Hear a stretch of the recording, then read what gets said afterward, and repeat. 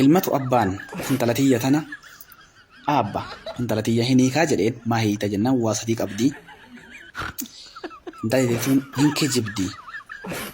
Dhugaa hin dubbattu hin kijibdii kijibaan kakatti. Ammallee durriyyummaa qabdii hin baalaydii waa irratti arge.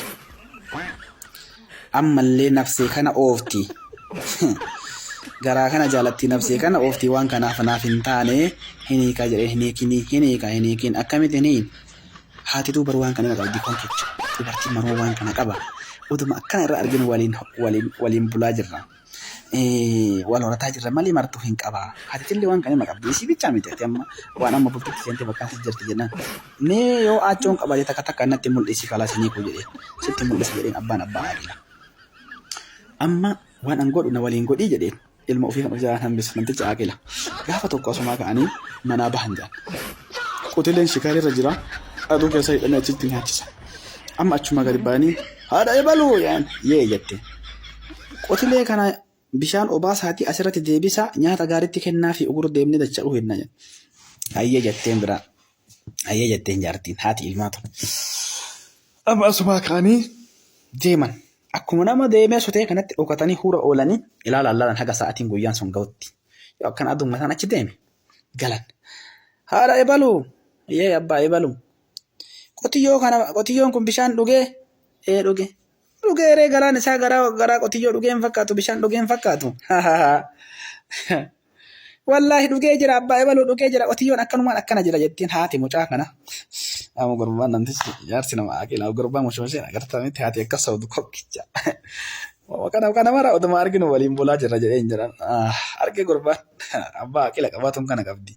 Dubartiin akkanuma amala isiiti horadhu jedheen jiran. Tokko lammaffaa ayyaan garaa hin jaalattu nafsee kana hin ooftu waan balleessitu suuqoo jabeeffatti waan akkasiin qabdu natti mul'isi jedheen sitti mul'isa caqafadhu jedheen hintala gurguree hintalti itti dhufte alarra yookiin keessummaan tokko namatti dhufami micciirattee tolfattee itti dhufte asuma gurbaa kana of jala kaayee abbaan kuni gaafa kaanii micciirraa haadha ebaluu yee jetteen jira. Micciirraa san gadi kenne jennaan itti gadi kennan mooqqaa itti dhaabanii takkatu akkan irraa qoqqosharatanii tumaan dhiisan. Abbaan ebaluu nyaate jettee abbaan ebaluu kiyyaa nyaate jettee dhuggootee nyaatte jedhan hintaloon haati mucaa kana. Dhuggootee nyaattee macaq odoo jaarre sun hagam irraa ganyaate hagam irraa hir'isee hin beekin odoo madaan gama deemee qoshoree ima tuttuqee ilaalu. Qorii guutuu macaq gootee gorbaa hin argitaa miti hiree nafsee garaa jaalatti waan keettu waa balleessiti jetta haatetillee agartaa miti amaleesi. Dubartii akkana horatanii horadhuu jedheen jaan. Gaafa kaanii hintasiitiya durriyyeedha. Hin shaarmotti. Waa irratti arginaaf hin taatu haatetillee waan akkasii ima qabdi. Namni hin dogoggorre hin jiru. Guyyaa takkaallee salaataa namni dogoggoraan dagaggamaan rakkoon irra gahee hin jiru waan kana hin dalinne hin jiru. Kanuma mara oduma beeynu oduma arginu namni nama ta'ee namni dogoggorre hin jiru ima qabdi. Oduma isiin qabdu horataa jirra horadhuu jedheen jira. Meenatti mul'isi jedheen gurbaan mucaa Aaqila. Meenatti mul'isi ayyayyoo waan akkasii dalaydi. Kalaasaniin horadha. Garuu wanni takkittiin tun hafnaan hin hiika jedheen jiran gurbaan.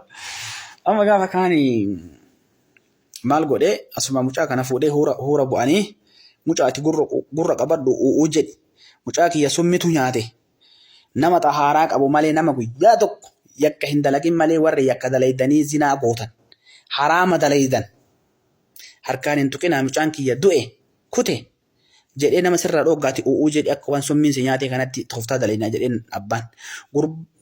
Amma mucaan u'uu jedhee gurra qabatee lafaa olu taala ummanni hiyyaa'ee hin bahe haati fiidee dhufte namtichi awaajii kana namni guyyaa takka haraama hin dalagin abbaa warraa keessa malee namni tokko akka harkaan hin tuyne mucaan du'aa du'e jennaan badee aniyyuu guyyama tokko waa dalagee maaluma si godha ilma kiyya nyaatamte guyyaa tokko dogoggoraan waa dalagee badii dalagee yaadda jedhan lafa kana utaalteen ta'u.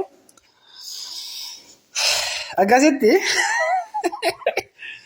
balaan hammaatee naasuu waliin cinqaa waliin akkasitti haati isaa dogoggora gaafa dalaydi guyyaa tokko san of baafte beeyta. Anam waan amma asiniin jedhu dubartii tana dullaa bichaan hin horatan. Dubartii waa sadii hin horatan jiran. Takka gorsaan, takka obsaan, takka dhoksaan jedhan. akkasitti horadhaa. Karaa kanatu jira.